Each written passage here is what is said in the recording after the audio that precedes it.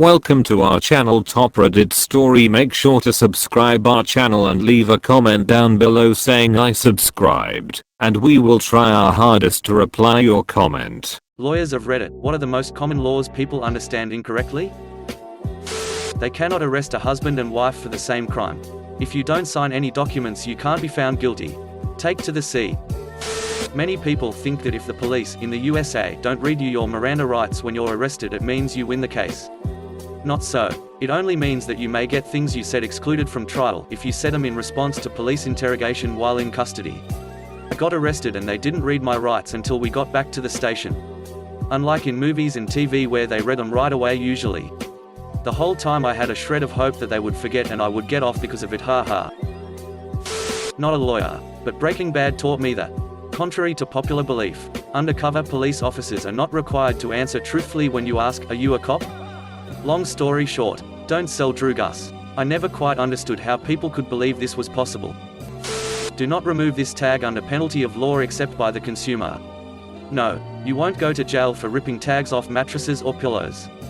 The consumer is allowed to remove the tag, not a lawyer. This just annoys me. Are you sure? Actually, yes and yes. The tags are regulated for businesses that sell them, so the consumer can know what they are buying. So this all came about because at one point, companies were advertising one thing and selling consumers something else. There are so many cases where government regulation makes sense and is the only thing protecting the swimmers from the sharks. That only the government or government employees acting in their official capacity can violate a person's federal constitutional rights. To use a somewhat outdated example, the Duck Dynasty guy has a First Amendment right to say what he wants. But Anne can fire him for it. Call him up, rehire him, fire him for being a gum owner. Call him up, rehire him again, and fire him for petitioning the government. They may be violating American ideals, state constitutions, or federal and state statutes, but they are not violating his First Amendment rights because the Constitution only binds the federal government and, selectively, state governments through the 14th Amendment, and is not a government entity, so the federal Constitution doesn't prohibit it from doing anything.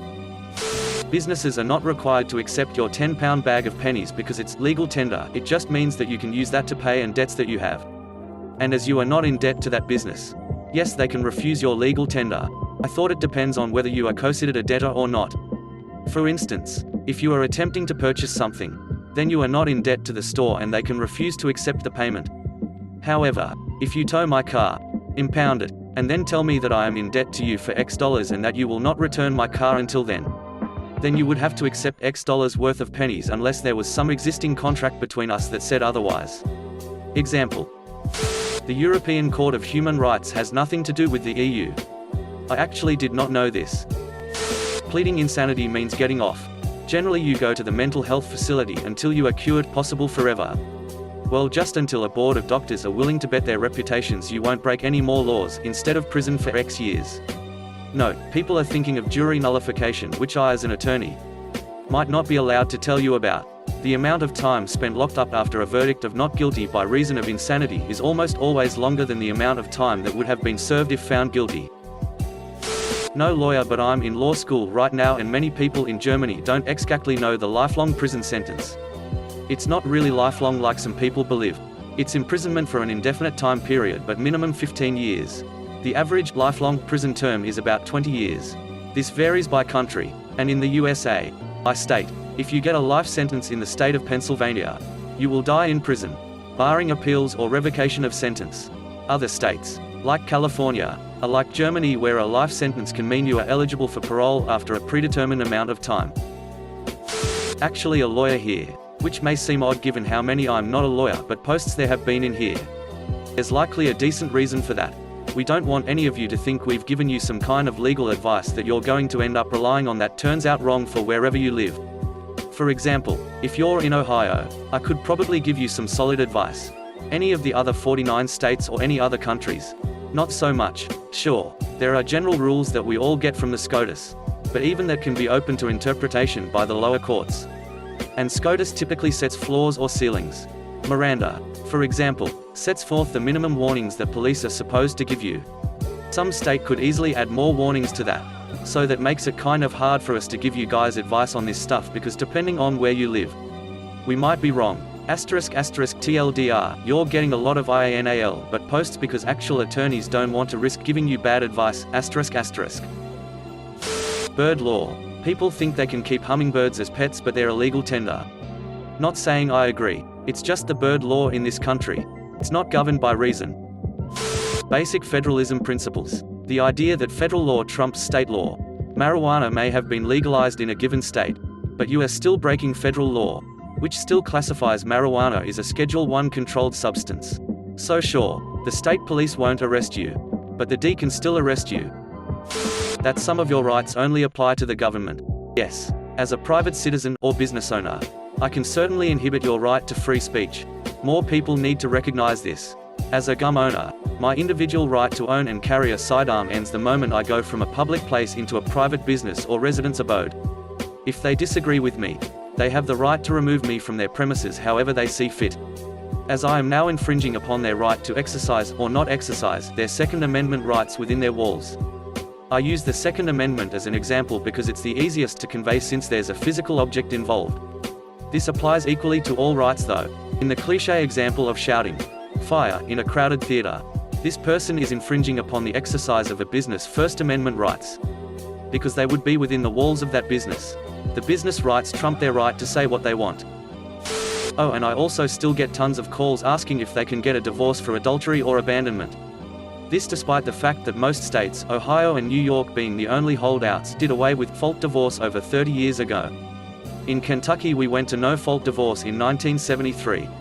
Long story short, in an argument with my then wife while on the phone with my lawyer, found out she had cheated. She screamed that infidelity was not grounds for divorce. My lawyer replied, she is correct, but infidelity is grounds for a custody suit. Lawyer here. I like when people say, I'll see you in court. No, you won't. Most of us rarely ever go through a full-blown jury trial like on TV. We avoid jury trials as they are expensive and time-consuming. But saying, my attorney will see your attorney at a settling table at one of their offices to work out a reasonable agreement doesn't quite have the same effect. Double jeopardy thanks to the movie of the same name. Not a lawyer but law student. Stand your ground laws. I have lost count of the amount of laymen I've met that seem to believe stand your ground amounts to something that means you can shoot anyone who enters your home. That is not the case. How your stuff gets distributed when you die. No, it does not all go to your husband, wife, most of the time. No, your $10 LegalZoom rocket lawyer will is not good enough most of the time. Estate planning attorneys do not pay the bills by selling wills, powers of attorney. People who die without wills or with poorly drafted wills keep our lights on. In the UK, if I punch you from behind, that's battery. If you see me punching you, assault and battery. Assault is fearing imminent violence upon yourself. It is not someone punching you. It is what happens before someone punches you and you fear being attacked. You can't yell movie in a crowded firehouse. It seems like nobody understands entrapment. Just because you sold Drugas to an undercover police officer does not mean you were entrapped. Entrapment entails committing a crime that you otherwise would not have committed.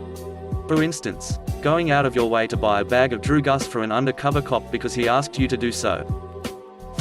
Not a lawyer, but you don't need a body to prove a mere dare. You just need to show so much evidence that a missing person is dead and has been murdered by the suspect to prove mere dare. This has led to some misunderstandings. To be fair, that was the law for like 300 years and was only finally abolished 60 years ago. So at least it's not entirely unreasonable that the concept has persisted. In Canada, the Charter of Rights and Freedoms only protects you from the government impeding the rights laid out in the document, not from other private entities doing it. A hostile work environment is not illegal in and of itself. It's only unlawful if, among other things, the hostility is based on a protected characteristic such as race, gender, age, disability, religion, etc. In short, it's not illegal for your boss to be an asshole. It's illegal for the asshole to single people out because they belong to a protected class though. My divorce lawyer friend says, common law marriage. There are only 9 states that recognize it, and even then it's not clear-cut. Somebody will be breaking up with someone after 10 years and tell her they get half right. Because of common law marriage, sorry. Not in this state, she always has to tell them. In the US, specifically Texas, jurisdictions vary. You do not have the right to a free attorney for criminal cases. The law states that you have the right to have an attorney represent you. If you cannot afford one, then one will be provided for you. "I judge, I'm a prosecutor," routinely denies the public defender for people requesting a lawyer after looking at their financial situation.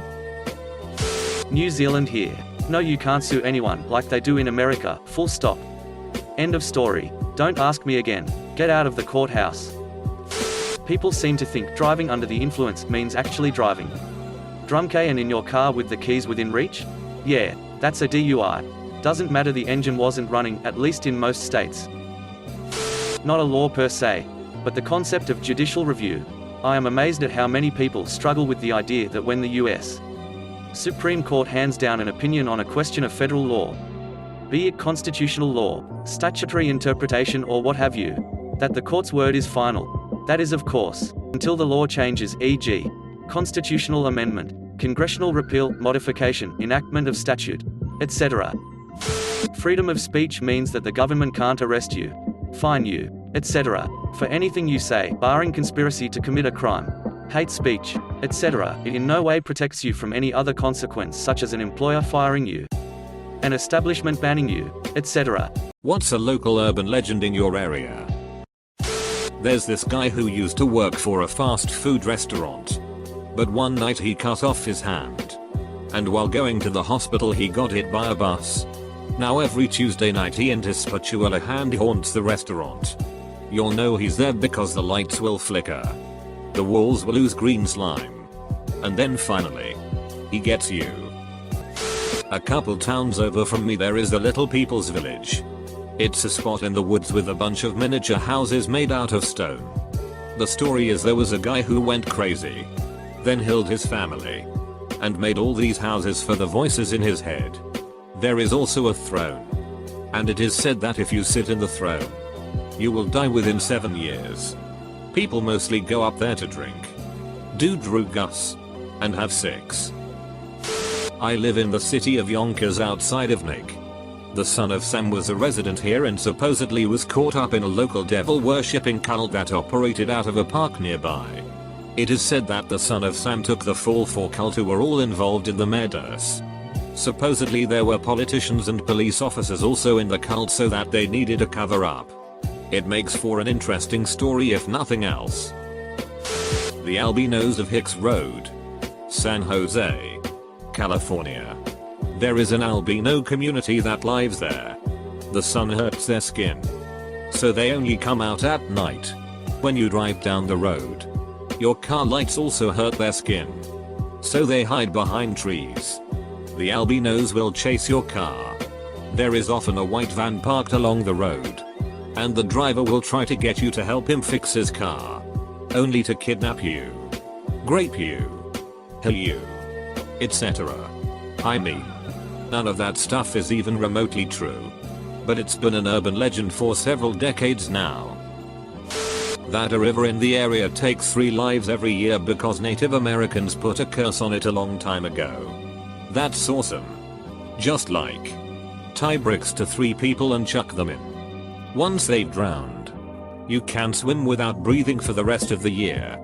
It's like snorkeling without the snorkel. The Italian's Villa. In my city, Gothenburg, Sweden, there is a really palace-like villa. The man who built it was an Italian immigrant, and it is said he was in the Camorra mafia before coming to Sweden. To afford the villa he had to rob a local Muslim gang back in Italy. The robbery went wrong and he had to kill a witness with a bullet in the head. Inshallah. Right after it was fulfilled, the Italian was extremely religious, but refused to believe Muslims had any connection with higher powers. So he didn't think much about the curse that was put upon him. He then fled to Sweden and started building this incredibly expensive looking Italian villa in the most luxurious part of town. It took him 14 years to finish the house. The day he finished it, he got a memo from his doctor who told him he had cancer. He lived 4 months in that villa before dying. The villa got up for sale a while back and was sold as the Italian's Villa. There's a creepy old man that kidnaps you near the old abandoned movie theater if you stay between the hours of 2 AM and 5 AM. Great way to reduce loitering. Yup. And if it stops working, just pay a creepy looking old man to walk by the area once or twice a month. Not really an urban legend, but here I go. We have kind of a big industry in my hometown based on winning mining white sand. They say it's the purest in the world. Anyway, when they can't get any more sand, they just leave it behind, and that leaves a lot of lakes. People, well, adults, would always tell us about the quicksand people got stuck in, disappearing, dying. Now I'm older and I know there's no quicksand most of these lakes. And nobody really ever died. It was just a means to keep children from going swimming there. Cause yeah, they're dangerous. No supervision. Very big. Very deep and very cold. There's an old 2-story wooden house down the street from me that's painted a horrendous shade of Pepto-Bismol pink with green trim. Rumor has it that the woman who has owned the house for years mildly insulted a local bruiser, who cursed her. The curse was that she had to paint the house the bruiser's favorite shade of pink and keep it that way, or the male children of the family would all die young. Seriously though, I think people are just trying to figure out a way to explain why someone would paint a house that color. Update. Found a pic of it on Google Street View. http://i.imgur.com/4y5cusw.jpg. There is a historical farm near my hometown where it's rumored the owner committed murder. It's believed he was a well-respected man who acted as the local minister. He once told the congregation that he was better off preaching to rocks, so he put a bunch of stones in the pews and preached to them. Onto the murder. He supposedly impregnated his daughter. He was so mad at this that after the birth he hid the baby and his daughter in the basement. A friend of mine swears she talked to a ghost of the girl when she was younger. Not my current local area, but my hometown has this myth of the woman in white, who was a noble during the 16th century, and was locked in and left to starve in the basements of the building that is now the town hall. People always told tales of encountering the phantom in the toilets. What a great way to ruin a legend. We have a crybaby bridge. But after a Google search, it seems lots of places have crybaby bridges. Basically, you park under it at midnight, honk, and then you hear a baby crying and a white house runs by or something. I've done it and nothing happened. I'm sure there are better ones I am forgetting. Hilton Head Island. There is an abandoned lighthouse on a corner of the island. It was abandoned because a long time ago a slave hung herself, and after that some freaky shit started going down, so people left. If you go there at night you can see a shadow of a figure hanging, bouncing off of the lighthouse, and you can also hear her laughing. In the village that I grew up in the 1990s, there was this odd guy who always used to cycle around. As I remember, he was in his 30s and would wear slightly dirty jeans and a leather waistcoat over a dirty t-shirt. He looked a bit like a troublemaker, but no one ever saw him walking, much less speaking to anyone or making trouble. He was just always cycling around. By both adults and children he was known as Hubby Cat Kriller, and the story went that he would steal pet cats and torture them to death. He also wore a necklace on which he strung cat teeth. This last bit was the piece of tangible evidence which made the story true, though I think it was more a Crocodile Dundee look he was going for, and the teeth probably weren't feline. Fast forward a few years and something terrible happened in the village that would reveal Herbie's true motive for cycling around all the time. A 16-year-old girl from my school was murdered. It was horrible. Really, and during the early days of the investigation, Herbie disappeared. Naturally, people were suspicious, but then the guy who actually did it was found pretty quick and Herbie went back to his old habits. Anyway, it all came out after that, indiscreet police plus village rumor mill, that what Herbie was actually doing was cycling around and keeping track of when families went on holiday. He would then tell local gypsies there were a lot of camps around our area, who would then break into garages and steal tools, motorcycles and other stuff, cutting him in on the profits. Probably the Triclops. He was some former mutant man created in a lab during WW2. The Triclops stands well over 2 meters tall, has skin made of silver, is incredibly strong, nocturnal, and lives in the catacombs. He eats chickens and other small animals. Sometimes the remains of his meals can be seen near the various entrances to his underground domain. Sometimes if it is quiet enough you can even hear him underground. Built in 1886. The Ohio State Reformatory was designed to humanely rehabilitate first-time offenders, and was initially applauded as a positive step toward prison reform. However, conditions rapidly deteriorated. After 94 years of operation, the prison's legacy became one of abuse, torture, and murder. Denounced by civil rights activists for its brutalizing and inhumane conditions, the prison eventually shut down in 1990. Now, within the decaying walls of this still abandoned prison, the restless spirits of its prisoners and workers are said to still remain confined. Edit, link. Dodohio.com. Sorta kinda an urban legend from my area. Lansingburg, New York, the old high school. The legend has it that early in the 1900s a teacher went insane and slaughtered as many students as he could with an axe in room 243. This room is haunted at night by the ghost of the teacher, ranting and raving and waving his bloody axe, and by the students running and screaming in panic. Satanists and human sacrifices on the mountain. Supposedly in the 70s a professor started a Satanist cult and they would go up this mountain road and block it with their car. Then when you drove up and had to stop they'd pull another car in behind you and trap you, then sacrifice you to Satan. There's a spot on the mountain called the King's Chair and that's supposedly where the killing would happen. It's easy to hike to and sort of looks like an altar, I guess. There are also satanic symbols on the mountain and no matter how many times they are sandblasted off they reappear. Also the Goatman of Popeleg Bridge. Indiana folk legend of the Blue Hole. Southern Indiana is prone to sinkholes due to limestone being weathered out from the previous ice age. This part is true, they are everywhere down here. The legend goes that there is a blue hole, a sinkhole filled with crystal blue water, the kind you find when a quarry floods. Legend goes that no one has ever reached the bottom because it separates into an elaborate underwater cave. Even after professional dives, some teens drowned in the blue hole and their bodies were never found. The blue hole just swallowed them up. This one is mild compared to other Indiana legends, but geographically the blue hole is closest to where I am. I live in Worthington, Ohio. In our town we have the legend of the White Bride. Supposedly in the late 1800s a wedding was being held in our town square. Through a series of unfortunate events a horse and buggy ran wildly across the village green and into the wedding party.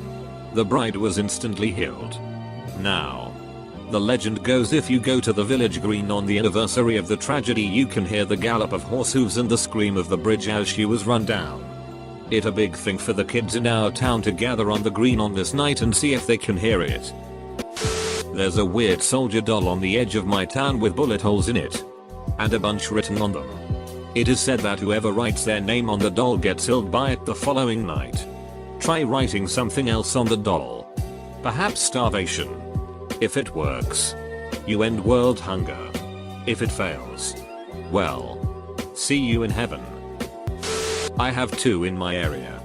The glowing house. There is a house on State Line Road that divides Arkansas and Oklahoma. It sits on about 10 acres of land on a hill that is completely fenced off and posted. At night, you can clearly see the house has sort of a blue glow to it. There are absolutely no exterior or interior lights on. Also, the house is abandoned. Has been for as long as I can remember. Gravity Hill. There is a hill located nearby. Don't recall the city off the top of my head, where a bus full of kids crashed and all were healed, allegedly. Legend has it that if you go to the top of the hill, put your car in neutral, that you will remain at the top of the hill without moving backwards. People say it is the spirits of the children pushing the car up the hill to keep you safe. I have heard some people say that they put baby powder on their back bumper and will see little handprints afterwards.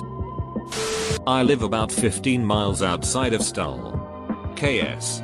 There's a cemetery there with a church, behind which there is purportedly a staircase that is one of the 7 gateways to hell. The church is old, so it's just stone walls and no roof. But allegedly no rain or snow will fall inside of the church, and if you manage to find the staircase, it descends forever and you can never reach the surface even if you turn around just moments after beginning your descent. There was a large tree near the church that was supposed to have been used to hang witches once upon a time. But the tree was recently destroyed. There's a rumor that when flying over Kansas several years ago, the Pope refused to fly over Stull. It's a very popular spot for drunk high school kids to go visit on a dare in the middle of the night. Sadly, the walls of the church were knocked down a few years ago as well. But you can still tell where it was and the staircase remains.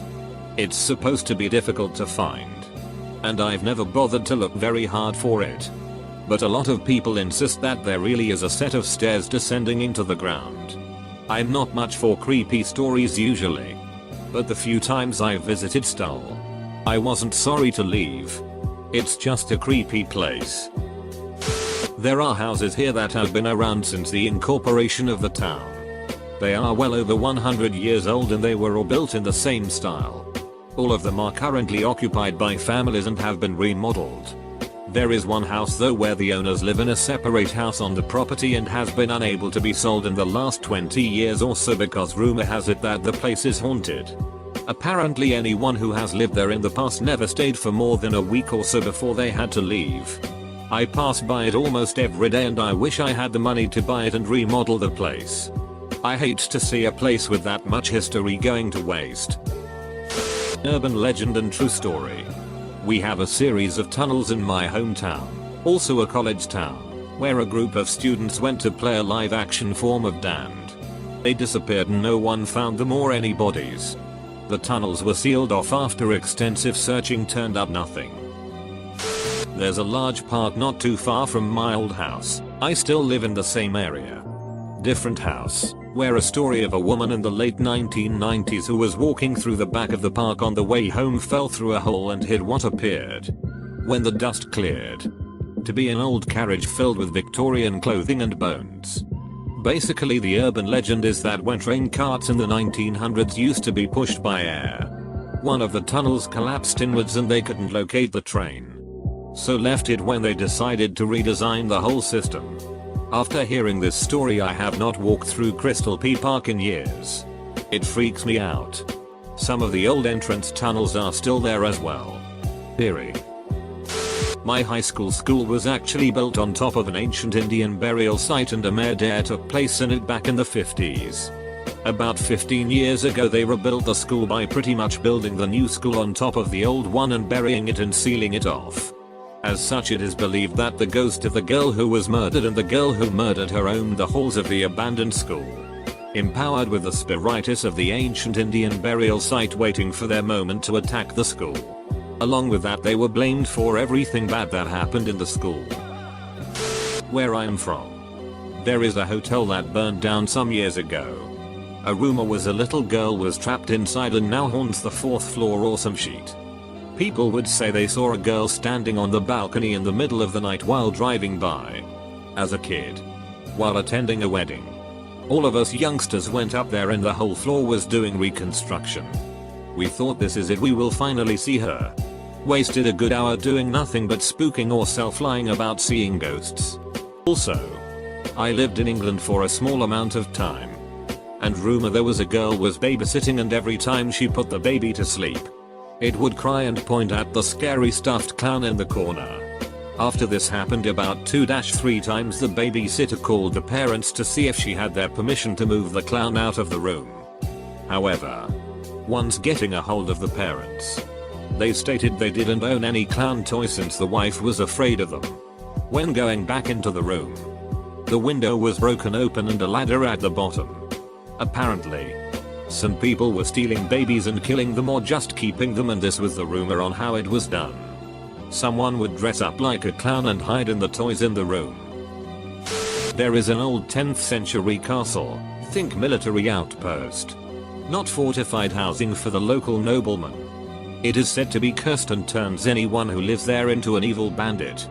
Turns out this comes from the fact that the noble family that had it built turned to a life of pillaging about 3 generations later, around 1050, and was therefore crushed by the Dukes of Burgundy. who didn't really like their noble families to mess with their territories. Afterwards it was used to protect the valley of the Saone below, and the real castle of the dukes that is still standing about 10 kilometers away. During the 18th and 19th century the castle, now only a ruin, housed hermits, mostly religious shut-ins. The last of whom were chased away by the locals after things went missing in random farms. There's a cemetery in the area with a special feature on one of the graves. The coffin is under a large stone and suspended from above ground chains, so it sort of floats below ground level. You can supposedly see the coffin through cracks where the ground has settled around the stone. At one point, there was a bell or bells hung from the chains, but those are long gone. The purpose of this arrangement was that if the person was buried alive, their movement would make the bells ring and they could be disinterred. The legend is that if you go there around the anniversary of the person's death, you can hear the bells ringing. Not a creepy one, but a local legend, myth, what have you, in Gainesville, Florida. Is that Tom Petty, who grew up there, wrote the song American Girl about a University of Florida student who committed suicide by jumping off BT Towers. BT Towers are a pair of apartment-style dorm towers on the edge of UF's campus.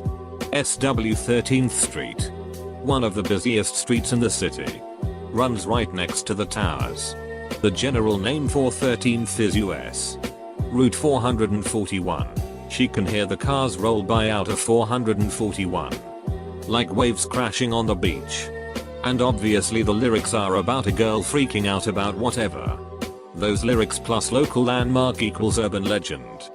Petty categorically denies that's what the song is about. BT Towers dorms don't have balconies like it's said in the song. And it's not even clear if a student living there committed suicide at that time.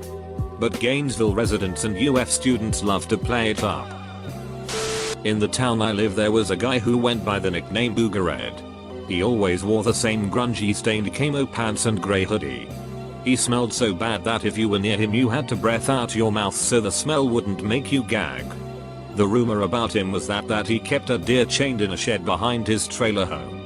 Supposedly Booger would feed this deer a sedative and have his way with the poor beast. Well, one time Booger didn't dose the deer enough this time and the deer lunged around and castrated Booger and was able to yank free of its collar and run into the nearby woods.